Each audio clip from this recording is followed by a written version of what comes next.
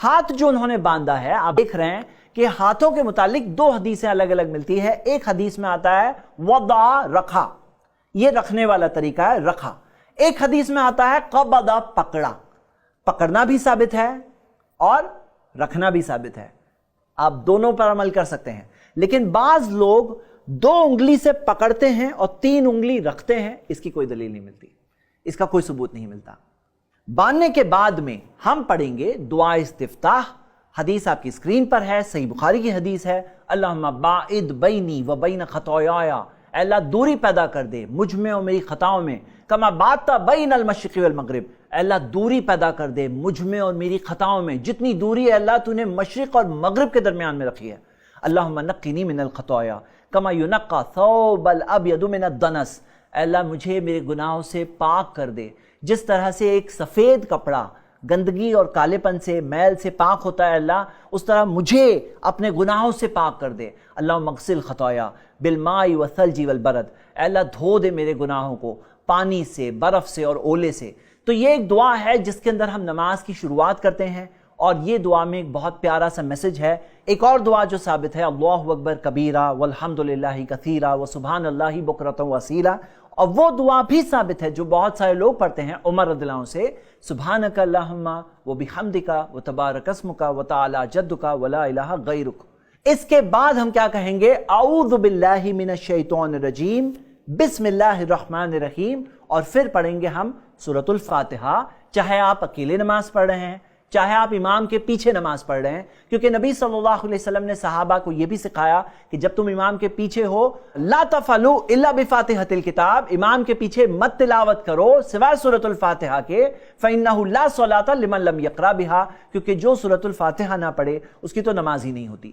سورۃ الفاتحہ پڑھنے کے بعد ہم کیا کریں؟ نبی صلی اللہ علیہ وسلم کا عمل ہمیں ملتا ہے، وَإِذَا قَرَأَ وَلَا الضَّالِّينَ، جب نبی صلی اللہ علیہ وسلم وَلَا الضَّالِّينَ کہتے، قَالَ آمین، اس کے بعد آمین کہتے، وَرَفَعَ بِهَا صَوْتَهُ، اور نبی صلی اللہ علیہ وسلم کی آواز بلند ہوتی۔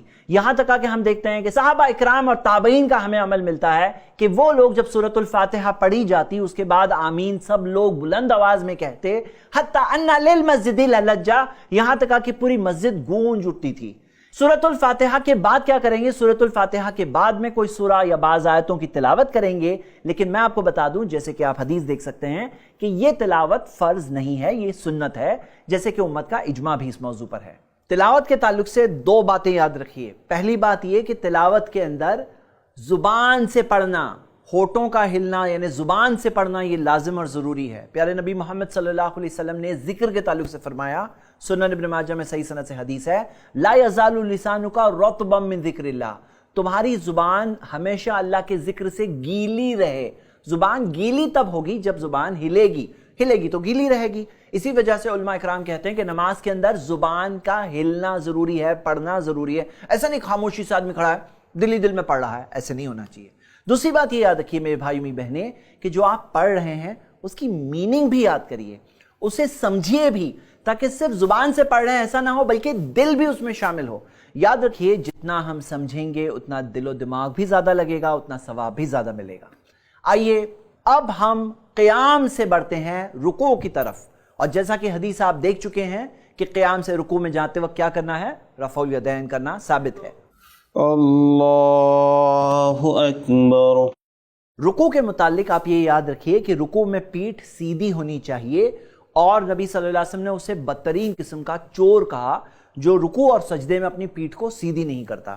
نبی صلی اللہ علیہ وسلم کے تعلق سے تو آتا ہے کہ رکوع کی حالت میں ان کی پیٹھ اتنی سیدھی ہوتی کہ پانی اگر ڈال دیا جاتا تو وہ وہیں کے وہیں رہتا، اور نبی صلی اللہ علیہ وسلم نے فرمایا کہ تم میں سے کسی کی نماز اسے تب تک کام نہیں آئے گی یہاں تک کہ وہ رکوع اور سجدے میں اپنی پیٹھ کو سیدھی نہ کر لے۔ دوسری چیز، ہاتھوں کو سیدھا کرنا۔ ظاہر سی بات ہے اگر ہاتھ سیدھے ہونے ہیں تو پاؤں کو پیچھے کی طرف ہی پش ہونا پڑے گا تاکہ ہاتھ پوری طرح سے سیدھے ہو جائے انشاءاللہ۔ گھٹنوں پر ہاتھ کس طرح ہونے چاہیے؟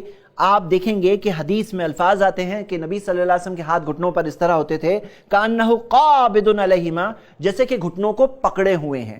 تو یہ سب باتوں کا خیال رکھیں۔ رکوع میں پڑھنا کیا ہے؟ سبحان ربی العظیم تو مشہور ہے، لیکن آپ اگر حدیثیں دیکھیں گے دوسری جو آپ کی اسکرین پر ہے تو ہم دیکھتے ہیں سبحانک اللہم ربنا و بحمدک اللہم اغفر لی بھی ثابت ہے، سبوح قدوس رب الملائکۃ والروح بھی ثابت ہے، سبحان ذی الجبروت والملکوت والکبریاء والعظمہ بھی ثابت ہے، اور بھی اذکار ہے جو اس میں ثابت ہے۔ رکوع سے کھڑے ہوتے وقت کیا کہنا ہے؟ سمیع اللہ لمن حمدہ، آپ بتائیں گے۔ سمع اللہ لمن حمدہ ربنا ولک الحمد حمدا کثیرا طیبا مبارکا فیہ۔ جیسا کہ آپ نے دیکھا کہ رکوع سے کھڑے ہوتے وقت انہوں نے اپنے ہاتھ اٹھائے، رفع الیدین کیے، یہ تیسرا موقع ہے رفع الیدین کرنے کا۔ پہلا موقع تب تھا جب ہم نے نماز شروع کی تھی، دوسرا موقع تب تھا جب رکوع میں گئے، اور تیسرا موقع تب ہے جب رکوع سے سمیع اللہ لمن حمدہ کہتے ہوئے اٹھتے ہیں۔ پہلی بات یہ۔ دوسری بات آپ نے دیکھا کہ سمیع اللہ لمن حمدہ کے بعد کیا کہتے ہیں؟ ربنا لک الحمد، یہ ثابت ہے۔ ربنا ولک الحمد کہنا بھی ثابت ہے۔ اللہم ربنا لک الحمد بھی ثابت ہے، اللہم ربنا ولک الحمد بھی ثابت ہے، اور ایک دعا ثابت ہے جو بہت سارے لوگوں کو نہیں پتا ہے، لیکن بخاری کی حدیث ہے جیسا کہ آپ دیکھ سکتے ہیں، حمدن کثیرن طیبن مبارکن فیہ کہنا ثابت ہے۔ ایک اور دعا جو ثابت ہے صحیح مسلم کی حدیث ہے، ملء السماوات و ملء الارض و ملء ما شئت من شیء بعد، یہ کہنا بھی ثابت ہے۔ رکوع سے اٹھ کر کھڑے ہونا، یہ کھڑے رہنا، یہ نماز کے ارکان میں سے ہے۔ صحابی رسول انس کے تعلق سے تو یہ بات ملتی ہے کہ وہ جب نبی صلی اللہ علیہ وسلم کا نماز کا طریقہ بتاتے تو اتنی وقت تک کھڑے رہتے کہ پیچھے والوں کو لگتا کہ کہیں بھول تو نہیں گئے۔ اور ہم یہ دیکھتے ہیں کہ بعض لوگ اتنی جلدی میں ہوتے ہیں کہ اٹھ کر پوری طرح سے کھڑے نہیں ہوئے ہوتے ہیں کہ ڈائریکٹلی سجدے میں چلے آتے ہیں، تو یعنی کہ ان کا وہ رکن مس ہو جاتا ہے، یعنی کہ ان کی وہ رکعت ہی نہیں ہوتی ہے، تو ہمیں اس بات کی طرف دھیان دینا چاہیے۔ اگلا سٹیج نماز میں ہے سجدہ۔ بلال بھائی انشاءاللہ کر کے بتائیں گے۔ اللہ اکبر۔ چند چیزیں آپ نوٹس کریے۔ بلال بھائی سے ریکویسٹ ہے ایک بار پھر یہ کر کے بتائیے تھوڑا سلو موشن میں، تاکہ لوگوں کو میں بات بتا سکوں انشاءاللہ۔ آپ سب نوٹس کریے۔ سب سے پہلی چیز یہ نوٹس کریے، رکوع کر چکے ہیں، رکوع سے کھڑے ہو چکے ہیں، اذکار پڑھ چکے ہیں، اب سجدے میں جا رہے ہیں۔ اب آپ نوٹس کریے، سب سے پہلی چیز یہ نوٹس کریے کہ ہاتھ ان کے پہلے زمین پہ ٹچ ہوئے، اس کے بعد گھٹنے زمین پر جا رہے ہیں۔ حدیث کیا ہے؟ نبی صلی اللہ علیہ وسلم نے فرمایا فَلْيَضَعْ يَدَيْهِ قَبْلَ رُكْبَتَيْهِ، کہ تسے چاہیے کہ اپنے ہاتھوں کو پہلے رکھے گھٹنوں سے پہلے، وَلَا يَبْرُكْ بُرُوكَ الْبَعِيرِ، اور جس طرح سے اونٹ اپنے گھٹنوں کو ٹیکتا ہے اس طرح سے گھٹنے کو ٹیکنا نہیں چاہیے۔ نبی صلی اللہ علیہ وسلم کے تعلق سے قولی اور فعلی دونوں حدیثیں اس تعلق سے موجود ہے۔ اور ایک بات بتا دوں کہ اونٹ کے پاس ہاتھ نہیں ہوتے ہیں، چاروں پاؤں ہی ہوتے ہیں، اور وہ پاؤں جو ٹیکتا ہے اس طرح سے نبی صلی اللہ علیہ وسلم نے ٹیکنے ہمیں منع کیا۔ اب سجدے میں جب وہ جا رہے ہیں، سجدے کے تعلق سے میرے بھائیوں می بہنیں، پہلی حدیث ہم دیکھ رہے ہیں کہ نبی صلی اللہ علیہ وسلم نے جو ہاتھوں کو رکھا حذو منکبیہ، کندھوں کے معیار تک، ایک یہ ثابت ہے۔ دوسری حدیث میں آتا ہے فلما سجد سجد بین کفیہ، کہ جب نبی صلی اللہ علیہ وسلم نے سجدہ کیا تو اپنے دونوں ہاتھوں کے درمیان میں سجدہ کیا۔ تو ہاتھوں کو کندھے کے لیول پر بھی سجدے میں رکھنا ثابت ہے، ہاتھوں کو سر کے لیول پر بھی رکھنا ثابت ہے۔ دوسری بات یہ نوٹس کریے کہ اللہ کے رسول صلی اللہ علیہ وسلم کی حدیث جو ہے کہ صرف 7 ہڈیوں پر سجدہ ہونا چاہیے، اور وہ 7 ہڈیاں کیا ہیں؟ نبی صلی اللہ علیہ وسلم نے گنایا، وہ ہے پیشانی اور ناک۔ ناک کا زمین پہ چھونا لازم اور ضروری ہے۔ دوسرے ہے دونوں ہاتھ، دوسرا اور تیسرا نمبر، دونوں گھٹنے چوتھا اور پانچواں، اور پنجوں کی انگلیاں جو اندرونی طور پر انسائیڈ پارٹ ہے انگلیوں کا، وہ ٹچ کرنا لازم اور ضروری ہے۔ اگلی بات یہ نوٹس کریے کہ کونیاں اٹھی ہوئی ہے، زمین سے اوپر ہے، کیونکہ نبی صلی اللہ علیہ وسلم کے الفاظ ہے وَارْفَعْ مِرْفَقَيْكَ، کہ اپنی کونیوں کو اٹھاؤ۔ کونیوں کو زمین پر بھی نہیں چھونا چاہیے، جسم پر بھی کنیکٹ نہیں ہونا چاہیے، کیونکہ نبی صلی اللہ علیہ وسلم نے ہاتھ کو فلیٹ کر دینے سے منع کیا۔ بلال بھائی یہ غلط بھی کر کے بتائیے ایک بار کہ ہاتھوں کو فلیٹ کر دینے سے منع کیا۔ جس طرح سے یہ طریقہ ہے، آپ دیکھ رہے ہیں، یہ طریقہ منع کیا نبی صلی اللہ علیہ وسلم نے، انبساط القلب، کہ جس طرح سے کتا اپنے ہاتھ کو لٹا دیتا ہے، آپ نے دیکھا ہوگا، یہ فوٹو میں دیکھ سکتے ہیں، اس طرح نبی صلی اللہ علیہ وسلم نے ہمیں ہاتھ اس طرح سے لٹانے سے منع کیا۔ اچھا پھر ایک بار صحیح والا بتائیے، آپ صحیح طریقے سے آپ نوٹس کریے کہ 7 ہڈیاں زمین پر ہوتی ہیں، اور حدیث کے الفاظ آتے ہیں کہ اگر کوئی چھوٹا بکری کا بچہ گزرنا چاہے تو وہ گزر سکتا ہے۔ جیسے کہ میں دیکھ رہا ہوں یہاں سے وہاں پار جگہ ہے، آسانی سے اگر کوئی چھوٹا جانور گزرنا چاہے تو گزر سکتا ہے۔ ایک اور حدیث میں الفاظ آتے ہیں کہ ہاتھ اس قدر دور ہوتے کہ پیچھے سے بیاض ابطیہ، ان کے بغل کی سفیدی ظاہر ہوتی۔ 7 हड्डियों को फिर एक बार रिवाइज करते हैं। पेशानी और नाक 1, दोनों पंजे यानी कि 2 और 3, दोनों घुटने यानी 4 और 5, और दोनों पांव की उंगलियों का नीचे का हिस्सा यानी कि 6 और 7। ये 7 हड्डियां जमीन पर टच होनी चाहिए। जाहिर सी बात है, एक हड्डी जो कहा जा रहा है यानी कि एक हिस्सा मुराद है, उससे मतलब नहीं कि उसके अंदर पांव में इतनी हड्डियां होती है, इसमें मुराद है कि वो एक हिस्सा गिना जा रहा है। बिलाल भाई से मैं रिक्वेस्ट करता हूं कि अपने पांव का पोस्चर भी हमारे व्यूअर्स को बता दें ताकि वो सजदे में पांव कैसे रखना है समझ लें इंशाल्लाह। आप हदीस देख सकते हैं, हदीस में आता है रौसन आकिबही, दोनों एड़ियां मिली हुई थी। और सही मुस्लिम की हदीस में आता है आयशा रज़ियल्लाहु अन्हा ने अपने एक हाथ को छुआ जब ढूंढ रहे थे नबी सल्लल्लाहु अलैहि वसल्लम को, तो वो अंधेरे में देखा, पाया कि उनके दोनों पांव खड़े हुए थे, उनका एक हाथ दोनों पांव को छुआ। तो इस बात में हमें दलील मिलती है कि एड़ियां मिली हुई होनी चाहिए, पांव खड़े होना चाहिए और उंगलियों का रुख किबले की तरफ होना चाहिए। बाज लोग इसमें गलत क्या करते हैं आप देखिए, बिलाल भाई थोड़ा गलत तरीके भी बता दीजिए। तो बाज़ लोग इस तरह से रखते हैं, अब ये पाँव खड़ा नहीं है, उंगलियों का रुख किबला की तरफ नहीं है। बाज़ लोग इसमें दूर रखते हैं। बाज़ लोग ये बात तो सही कर रहे हैं कि खड़े हैं अब दोनों पाँव, लेकिन अलग है, जुदा है। तो ये चंद मिस्टेक्स है जो लोग करते हैं। और किसी किसी का मामला तो ये होता है कि दोनों पाँव जैसे कि हवा में होते हैं, यानी कि 7 हिस्से ज़मीन पर टच ही नहीं हो रहे हैं। बाज़ उलमा ने तो ये भी कहा है कि ये सजदा ही नहीं हुआ, और सजदा नहीं हुआ तो रकात भी नहीं होती है।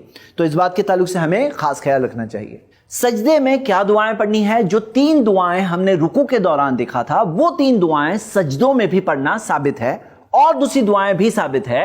आप जितनी दुआओं को इंशाल्लाह याद करेंगे उतनी नमाज को और बेहतर संवार सकते हैं इंशाल्लाह। सजदे के ताल्लुक से एक और बात याद रखिए, सजदे में कसरत से दुआ करना साबित है। नबी सल्लल्लाहु अलैहि वसल्लम ने कहा फ़क्सिरु दुआ, सबसे करीब बंदा होता है अल्लाह के सजदे में होता है, तो कसरत से दुआ करो। आइए हम अभी सजदे से उठते हैं और दरमियान में बैठते हैं। अल्लाहु अकबर। सजदा भी नमाज के अरकान में से है, दोनों सजदों के दरमियान में बैठना भी नमाज के अरकान में से है। बहुत से लोग नहीं जानते हैं, लेकिन दोनों सजदों के दरमियान में जब हम बैठते हैं तो रब्बिगफिरली कहना साबित है। एक और दुआ जो प्यारे नबी मोहम्मद सल्लल्लाहु अलैहि वसल्लम से साबित है, अल्लाहुम्मगफिरली, अल्लाह मुझे माफ़ कर दे, वरहमनी, मुझ पर रहम कर, वहदिनी, अल्लाह मुझे हिदायत दे दे, वआफिनी, मुझे आफियत में रख, वरज़ुक़नी, और मुझे रिज़्क़ दे।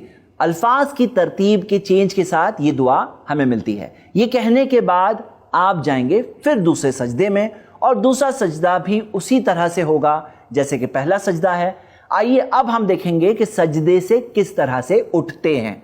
क्या मतलब, बाज़ लोग सजदे से जो उठते हैं तो डायरेक्टली जाकर खड़े हो जाते हैं, लेकिन सही तरीका यह है सजदे से उठकर बैठना चाहिए। इसे जलसा इस्तिराहत कहते हैं। और बैठने का तरीका क्या होगा जलसा इस्तिराहत में? पहला तरीका वही है जो हम पहले तशाहुद में बैठते हैं, जिसके अंदर आप देख रहे हैं कि इनका उल्टा पांव फैला हुआ है, वो उसी पे बैठे हुए हैं, और सीधा पांव खड़ा हुआ है जैसा कि हम पहले तशाहुद में बैठते हैं। लेकिन एक और तरीका है जो साबित है, जिसे इक़ा कहते हैं, जिसके अंदर दोनों पांव पर वो बैठेंगे।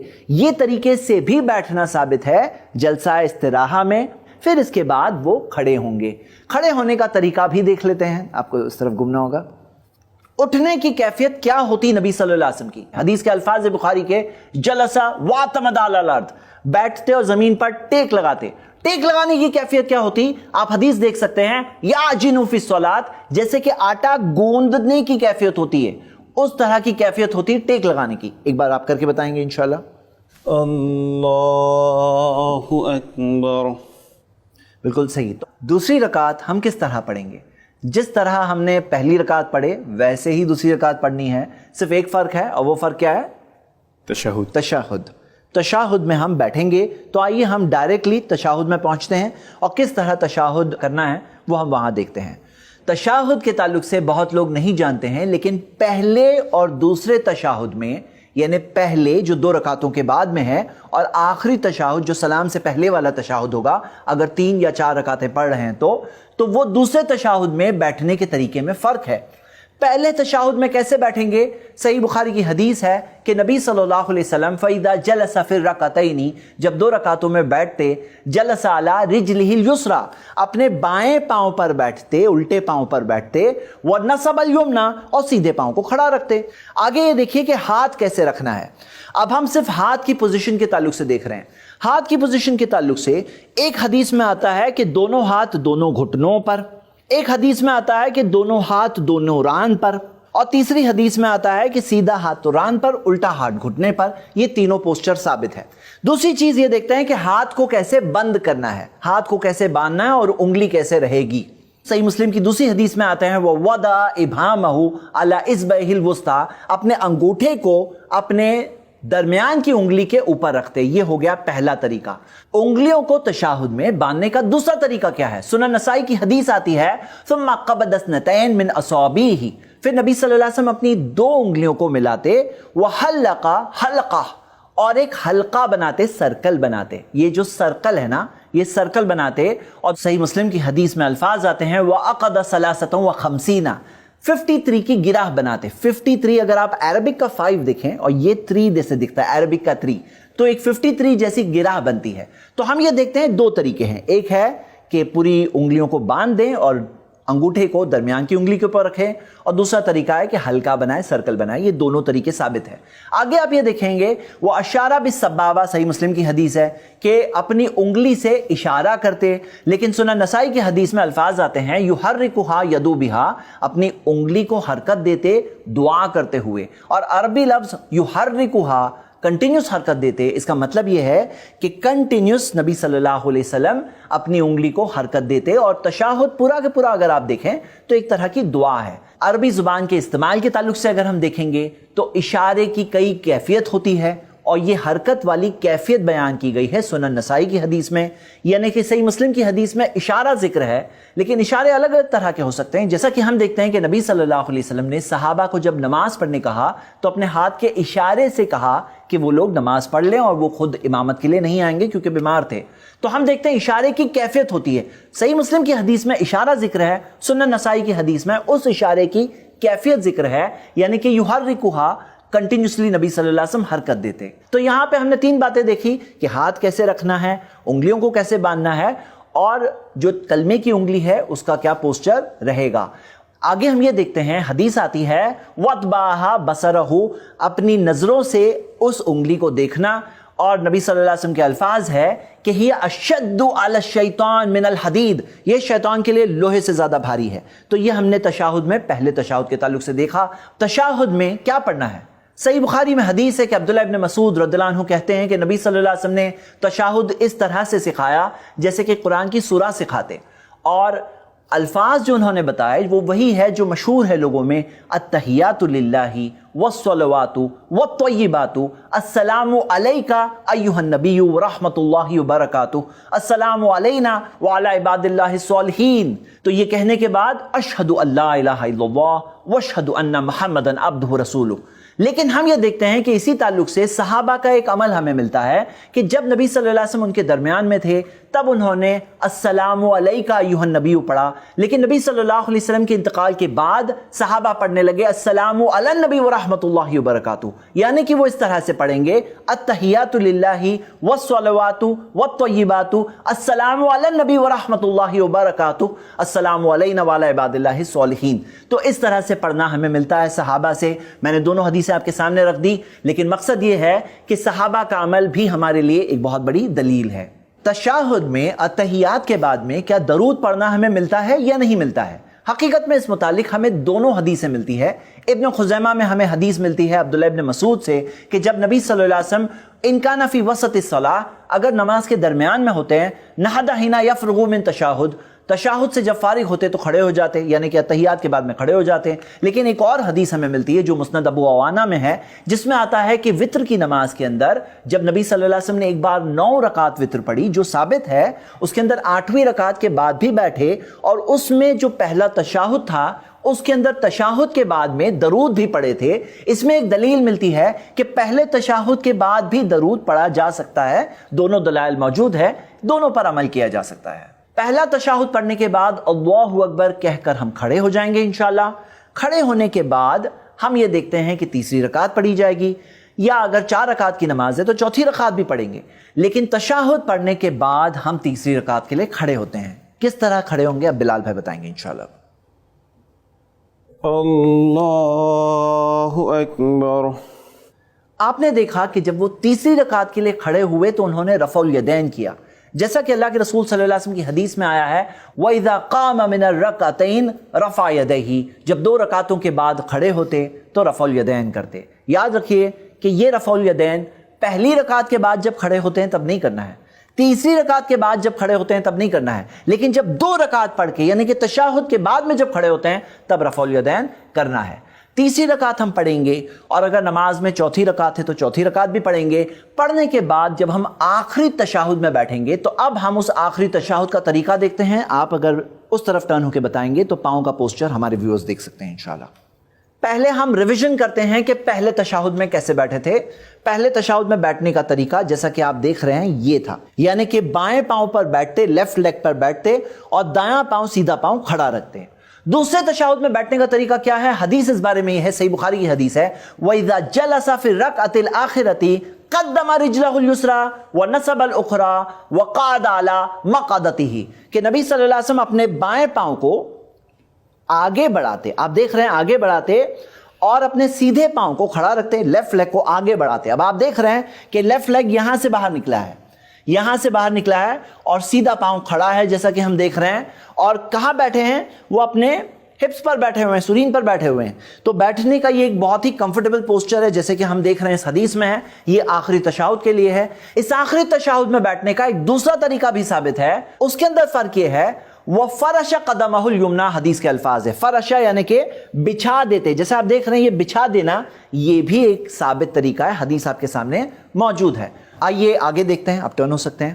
ہم یہ دیکھ رہے ہیں کہ تشہد میں پڑھنا کیا ہے، التحیات پڑھنا ہے جیسا کہ ہم دیکھ چکے ہیں، اس کے بعد میں درود پڑھنا ہے، درود ابراہیم، اللہم صلی علی محمد وعلی آل محمد کما صلیت علی ابراہیم وعلی آل ابراہیم انک حمید مجید، اللہم بارک علی محمد وعلی آل محمد کما بارکت علی ابراہیم وعلی آل ابراہیم انک حمید مجید۔ یہ پڑھنے کے بعد میں ہمیں ایک دعا ملتی ہے جو بہت سے لوگ نہیں جانتے ہیں۔ صحیح مسلم میں الفاظ ہے اذا تشہد احدکم فلیستعذ باللہ من اربعین، جب تم میں سے کوئی تشہد پڑھ لے یعنی کہ پوری طرح سے فارغ ہو گئے تشہد و درود، تو اس کے بعد میں 4 چیزوں سے اللہ کی پناہ مانگ لے۔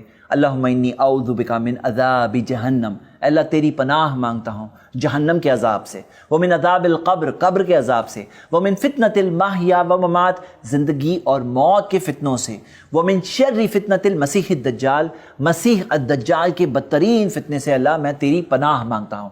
یہ دعا الفاظ کی ترتیب کے چینج کے ساتھ بھی ہمیں ملتی ہے، اور یہ ثابت شدہ ہے۔ اور جب نبی صلی اللہ علیہ وسلم کی جو الفاظ ہمیں ملتے ہیں فلیستعذ، اسے چاہیے کہ پناہ مانگے، یعنی کہ یہ ایک حکم ہے۔ اسی وجہ سے بعض علماء، مثال کے طور پہ امام احمد بن حنبل نے اسے نماز کے واجبات میں شمار کیا، یعنی کمپلسری چیزوں میں سے، ارکان الگ ہے، واجبات الگ ہے۔ ایک اور دعا جو ثابت ہے وہ مشہور دعا ہے جو بہت سارے لوگ جانتے ہیں، جو ابو بکر رضی اللہ عنہ نے نبی صلی اللہ علیہ وسلم سے پوچھا تو نبی صلی اللہ علیہ وسلم نے سکھایا اللہم انی ظلمت نفسی ظلما کثیرا ولا یغفر الذنوب الا انت فاغفر لی مغفرۃ من عندک وارحمنی انک انت الغفور الرحیم۔ تو یہ دعا بھی ثابت ہے۔ آئیے اب ہم سلام پھیریں گے، اگلا مرحلہ سلام ہے۔ جیسے آتا ہے وہ تحلیلہ تسلیم، سلام پھیرنے سے حلال ہو جاتے، یعنی نماز کے اندر جو پابندیاں تھیں، جو چیزیں حرام ہو گئی تھی، جیسے کھانا پینا، چلنا پھرنا، کام کرنا، سب حرام تھا، اس وقت پہ منع تھا، اب وہ چیزیں حلال کرنے والی چیز سلام پہ ہم پہنچتے ہیں۔ سلام کیسے پھیریں؟ حدیث میں 3 الگ الگ طریقے ملتے ہیں، آپ حدیث دیکھ سکتے ہیں۔ پہلا طریقہ السلام علیکم ورحمۃ اللہ، السلام علیکم ورحمۃ اللہ، السلام علیکم ورحمۃ اللہ، السلام علیکم ورحمۃ اللہ۔ دوسرا طریقہ السلام علیکم ورحمۃ اللہ وبرکاتہ، السلام علیکم ورحمۃ اللہ، السلام علیکم ورحمۃ اللہ وبرکاتہ، السلام علیکم ورحمۃ اللہ۔ اور تیسرا طریقہ جو بہت لوگوں کو نہیں پتا ہے لیکن ثابت ہے کہ صرف ایک سلام سے نبی صلی اللہ علیہ وسلم نے اپنی نماز کو ختم کیا، اور اس میں بھی پورا کے پورا چہرہ رائٹ سائڈ پہ جیسے ٹرن ہو جاتے ہیں ویسے ٹرن کیے بغیر، یمیلو الی الشق الایمن شیء، حدیث کے الفاظ ہے تھوڑا رائٹ سائڈ پہ چہرے کو پلٹتے ہوئے صرف السلام علیکم. السلام علیکم. آئیے اس ویڈیو کو ختم کرنے سے پہلے ہم ایک بار 12 جو ارکان ہیں ان کا ریویژن کرتے ہیں، انشاءاللہ یاد کر کے جاتے ہیں. شروعات میں 3 ہے، آخر میں 3 ہے، درمیان میں 4 ہے اور 2 ایسے ہیں جو ہمیشہ ہے. شروع کے 3 کون سے ہیں؟ تکبیر تحریمہ یہ ارکان میں سے ہے، کھڑے ہونا قیام یہ ارکان میں سے ہے، سورۃ الفاتحہ پڑھنا ارکان میں سے. ہم صرف ارکان کا ذکر کر رہے ہیں، ڈیٹیل میں 8 ویڈیوز میں موجود ہیں انشاءاللہ. اس کے بعد میں رکوع یہ ارکان میں سے ہے، رکوع کرنا ارکان میں سے ہے. رکوع میں سے کھڑے ہونا یہ ارکان میں سے ہے. سجدہ کرنا یہ ارکان میں سے ہے، دونوں سجدے ارکان میں سے ہیں. سجدوں کے درمیان میں بیٹھنا ارکان میں سے ہے. یہ ہو گئے درمیان کے 4، رکوع سے اٹھنا، سجدتین اور سجدوں کے درمیان میں بیٹھنا. اب آخر کے 3 کون سے ہے؟ تشہد میں، آخری تشہد میں بیٹھنا ارکان میں سے ہے، آخری تشہد کو پڑھنا ارکان میں سے ہے، اور سلام میں پہلا سلام ارکان میں سے ہے. پہلا سلام ارکان میں سے، دوسرا سلام سنت ہے. تو یہ ہو گئے 12 میں سے 10. اور باقی 2 کون سے ہیں کہ سب کچھ کرنا ہے اطمینان کے ساتھ. طمانینہ یہ اطمینان ارکان میں سے ہے. کاش کہ ہمارے کنٹری کے لوگوں کو، اکثر جو لوگ ہمیں یہاں ملتے ہیں تیزی سے نماز پڑھتے ہوئے، انہیں پتا ہوتا کہ یہ نماز کے ارکان میں سے ہے، یعنی کہ اگر آپ تیزی سے نماز پڑھتے ہو تو نماز ہی نہیں ہوتی. اور وہی بات نبی صلی اللہ علیہ وسلم نے کہا تھا انہیں جنہوں نے تیزی سے نماز پڑھی کہ تم نے تو نماز ہی نہیں پڑھی ہے. اور 12واں پوائنٹ ہے کہ جو کچھ ہم نے کیا ترتیب کے ساتھ کرنا. یہ ہو گئے 12 پوائنٹس. اللہ تعالیٰ سے دعا ہے کہ اللہ ہمیں ایسی نماز قائم کرنے کی توفیق دے جس میں خشوع ہو، نبی صلی اللہ علیہ وسلم کی سنتوں پر عمل ہو، جس کے ذریعے ہماری پوری زندگی پر ایک اچھا اثر آئے. فَإِن صَلُحَتْ صَلُحَ لَهُ سَائِرُ عَمَلِهِ، اگر نماز اچھی نکلے گی تو سارے اعمال اچھے نکلیں گے. اب آپ سوچ لیجئے، اپنی نماز کو اچھا بنانے کی کوشش کیجئے. میں آپ کو دعوت دیتا ہوں کہ یہ پوری سیریز بالکل اچھی طرح سے دیکھیے انشاءاللہ. نوٹس کو ڈاؤن لوڈ کریے اور i+ اکیڈمی پہ جا کر اپنے آپ کو چیک کریں، امتحان دے کر کہ آپ نے اس موضوع کو صحیح سمجھا ہے یا نہیں سمجھا ہے. ایگزامز پاس کرنے کے بعد انشاءاللہ آپ کو i+ اکیڈمی کی طرف سے آن لائن سرٹیفکیٹ ملے گی. ضرور اس موقع کا فائدہ اٹھائیے. دیکھتے رہیے ہمارا پروگرام صلاح ورکشاپ. السلام علیکم ورحمۃ اللہ.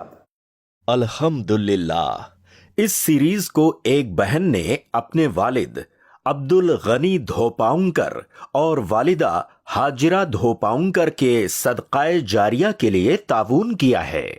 ایسے ہی اور ویڈیوز بنانے میں ہماری مدد کریں.